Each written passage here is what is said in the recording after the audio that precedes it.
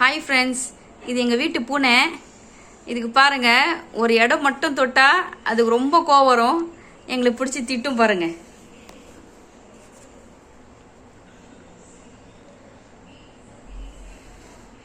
எங்களை அடிக்கும் பாருங்க. இப்ப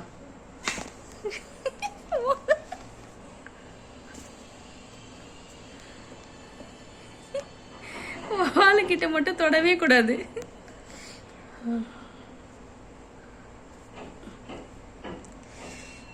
இம்மையில கை வைக்காதடா, கை எடுடா அப்படின்னு சொல்லுது பாருங்க.